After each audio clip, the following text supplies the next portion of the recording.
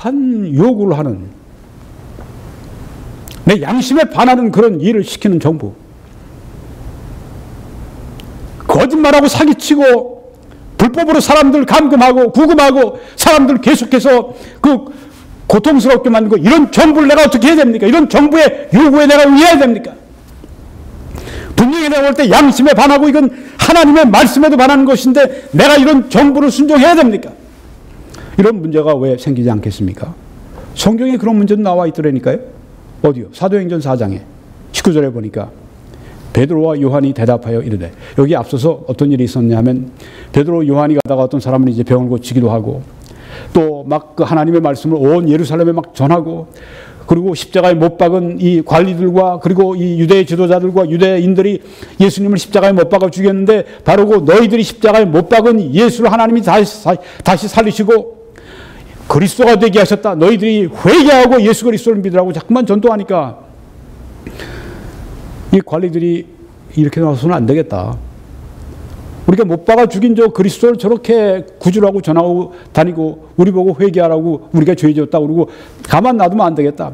막 때리고 그 다음에 여기 지금 막 이 위협을 가합니다. 그때 베드로와 요한이 대답하여 이르되, 하나님 앞에서 자기를 막 아주 이 권세를 가지고 막 자기들을 때리기도 하고 그냥 뭐 구금하기도 하고 아주 죽이겠다고 위협하고 막 이런 그 사람들 앞에서 이렇게 말합니다. 하나님 앞에서 너희의 말을 듣는 것이 하나님의 말씀을 듣는 것보다 옳은가 판단하라. 이렇게 도전을 하네요. 아니, 권세자들한테 순종하고 복종하라고 말씀하지 않았습니까? 여긴 달라요. 왜요?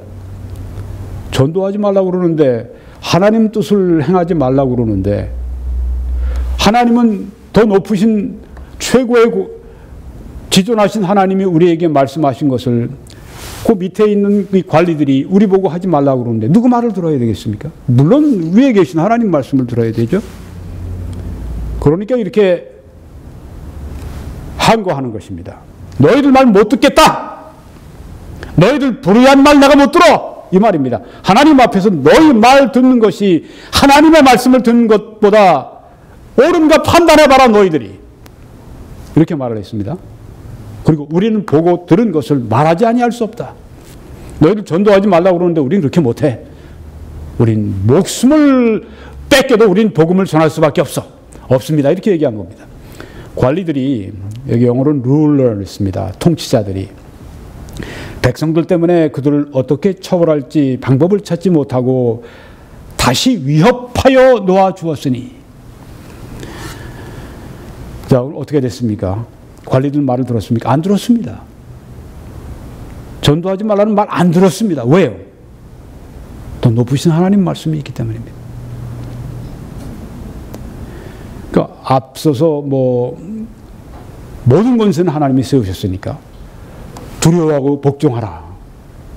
이 말씀을 많은 사람들이 알아요. 그리스도인들이. 좋습니다. 왜 그뿐이 아니에요. 오늘 이게 성경에 우리가 봤지만 하나님의 뜻과 반하는 그런 이 정책을, 그런 말들을 우리에게 할 때 그걸 우리가 그대로 받는 것은 하나님의 뜻이 아닙니다. 그것은 하나님께 불순종하는 것입니다. 이렇게 된다고 하는 것입니다. 관리의 말을 들어서 하나님의 말씀을 불순종할 수는 없지 않습니까? 그러니까 하나님의 도덕법과 관리의 어떤 정책, 관리의 어떤 말, 관리의 어떤 명령과 이렇게 두 개를 가지고 있으면 관리의 명령을 NO! 하고 하나님의 말씀과 하나님의 도덕법을 따라가야 되는 것이죠. 악한 정부가 악한 일을 우리에게 시킬 때 우리는 NO! 할 수가 있습니다. 심지어 국가가 이제는 전쟁터로 나가라고 할 때 그때 우리가 양심에 따라서 이 전쟁은 나갈 수 없다 생각하면 NO! 할 수가 있는 것입니다. 국가에 대해서 절대적으로 순종하라는 말씀이 성경에는 없어요. 여기 그렇지 않습니까? 절대적 권위, 그건 하나님만 가지고 계신 겁니다. 대통령이 절대적인 권위자로 아는 사람들이 있어요. 천만에. 성경을 몰라도 진짜 모르는 것입니다. 여러분이 보시는 오른쪽에 인물은 왼쪽에 이름이 나와 있습니다. 프란시스 A. 셰이퍼라고. 지난 20세기에 기독교 사상가 가운데 최고로 꼽히는 그런 분입니다. 1912년에서 1984년까지 사신 분인데 돌아가시기 얼마 전에 이 책을 썼습니다. A Christian Manifesto, 그리스도인 선언이라고 하는 책을 썼습니다. 아주 특별히 그 서구 사상에 대해서 조예가 아주 깊은 분입니다. 사상가입니다. 그리스도인 선언이라고 하는 책을 쓰게 된 배경 가운데 하나가 이게 있습니다. 1848년에 공산주의자 선언이 나왔습니다. 왼쪽에 그 책이 있는데요. 이게 바로 세계를 뒤집어 엎는 책이죠. 이 다음에 공산당, 소련 공산당, 뭐 중국 공산당, 뭐 북한 공산당이 다 나온 이 배경이 여기 있습니다. 왼쪽에 중앙에 있는 사진을 보게 되면 거기에 칼 막스가 있고요. 또 오른쪽에 보면 프리드리히 엥겔스, 이 두 사람이 함께 저술한 책이 공산주의자 선언입니다. 1848년에 나왔습니다. 이 크리스천 선언, 크리스천 매니페스토, 이 책은 아마 1981년경에 그렇게 나와서 출판됐는데요. 네. 출판 연도는 1981년입니다. 미국에서. 이 책은 사실 조금 전에 말씀드린 이 책에 대한 반대 그리스도인 선언이기도 하지만 미국이 굉장히 리버럴해지고 좌경화되고 미국이 자꾸만 이 좌파 사회가 돼가면서 이 좌파의 독재가 이루어지니까 거기에 대한 항거이기도 합니다. 아니, 미국에 독재가 있습니까? 그런 사람들이 있어요. 미국에 독재가 있습니다. 아니, 어떤 독재가 있습니까? 미국에 좌파 독재가 있습니다. 오바마 대통령은 굉장히 아주 그냥 선하고 굉장히 아주 그 사람이 그냥 아주 서민적이고 그 사람은 정말 아주 민주적이고 천만에 좌파 대통령으로서 오바마도 굉장히 오만하고 좌파 철학을 미국의 소수 인권 보호, 예를 들면 이제 뭐 게이, 뭐 동성애자들 이들 보호한다고 그래서 다수의 이 비동성애자들에게 동성애의 사람들의 이런 모든 주의나 이런 모든 것들을 그들이 포용하도록 강제하는 걸 볼 수 있습니다. 어떻게 해요? 법으로 합니다. 미국의 좌파 사회는 어떻게 합니까? 힘으로 하지 않아요. 법으로 합니다.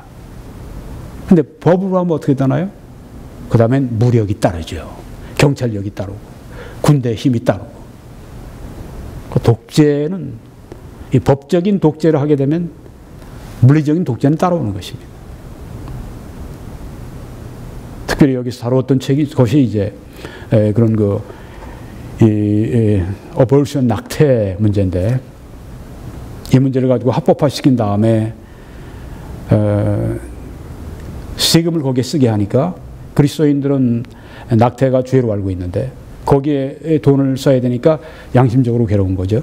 네. 거부하는 것입니다. 그리고 이 생명 존중 때문에 거기에도 미국의 지금 굉장한 이런 이념적인 전쟁, 그 배후에는 영적인 전쟁, spiritual warfare, 아주 이 영적 전쟁이 아주 치열합니다. 영국에서는 거의 졌고요. 네. 지금 미국에서 치열한, 어디서 나오냐면 좌파 세상에서 나옵니다. 한국 사람들이 이걸 몰라요. 한국 교인들이, 성도들이 이걸 몰라요. 좌파 사상이 어떤 걸 요구하는지. 좌파 사상은 결국 좌파 독재를 가져오게 됩니다. 그래서 좌파를 미국의 그리스도인들이, 복음주의 그리스도인들이 신앙의 양심을 따라 살아가지 못하게 만들기 때문에 반대하고 또 반대하고 또 반대하는 것입니다.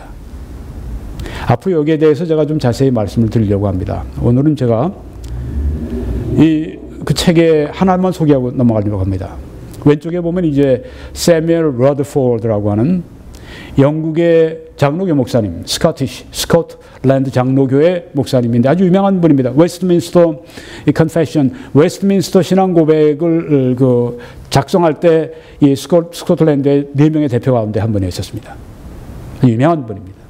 신학자고 유명한 설교자고 아주 굉장한 그런 능력을 가지고 있었던 분인데 이분이 그때 렉스라고 하는 책을 썼는데 거기에 이런 말을 썼습니다. 정부가 하나님의 도덕적인 법을 파괴할 때는 저항하는 것이 적합하다.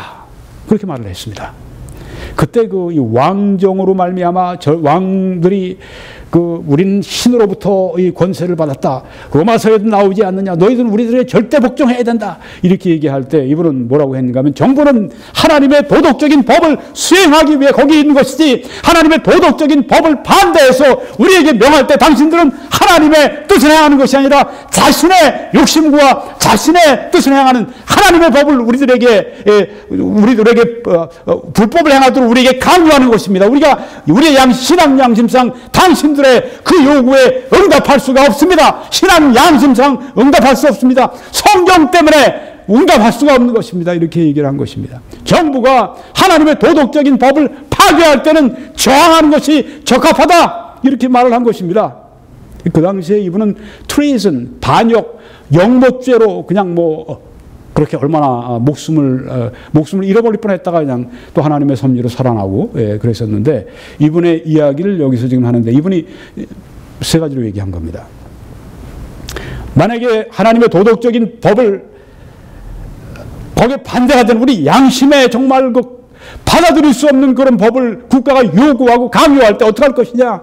가만히 있지 말고 프로테스트, 항의해라. 집회를 열어서 항의할 수도 있죠. 이렇게 말을 통해서 글을 통해서 항의할 수가 있죠. 프로테스트, 항의하라. 가만히 있지 말고 항의하라. 왜? 하나님의 뜻과 반대되는 도덕법을 가지고 우리를 이끌어가려고 하니까 항의하라고 하는 것입니다. 만약에 항의가 통하지 않으면 도피하라. 도피할 수 있으면 이민 갈 수 있으면 이민 가라. 네. 막 핍박하고 그럴 때 도피해라. 그것이 안 될 때는 어떻게 하느냐. 그때는 할 수 없다. 무력으로 방어해라. 뒤집어 엎으라는 얘기입니다. 대단한 이야기죠. 현대에 들어도 참. 그래서 그때 왕당파하고 의회파는 주로 이 그리스도인들이 많이 있었는데 의회파가 왕당파를 뒤집어 엎기도 하고 크롬웰 같은 장군이 일어나서 막 뒤집어 엎기도 하고 막 그러지 않았습니까? 왜? 이 왕당파에서 자꾸만 이 종교적인 이 압제를 하고 그렇게 하니까 그냥 뒤집어 엎고 그러지 않았습니까? 그때 아주 피 흘린 그런 그 시대였었습니다. 현대 민주사회에 그런 게 없는지 아십니까? 왜 없습니까? 미국의 그 좌파 독재 때문에 지금 한국에서 그 큰 이유가 거긴 크리스천 매니페스토가 거기서 나왔습니다. 기독교 사상가가 쓴 것입니다. 한국에도 지금 책이 번역돼 나왔습니다. 기독교 선언인가 이렇게 생명의 말씀사에서 번역이 됐습니다. 근데 기독교인 선언이라고 하면 더 좋은 그런 그 표제가 되는데 기독교 선언이 아니라 기독교인 선언이 더 좋습니다. 하여간에 여러분이 받아서 우리 책을 여러분이 한글로 된 책을 보실 수 있습니다. 근데 제가 여러분에게 여기에 대한 내용을 하나하나 앞으로 좀 소개해 드리려고 합니다. 오늘 이만큼만 하고요.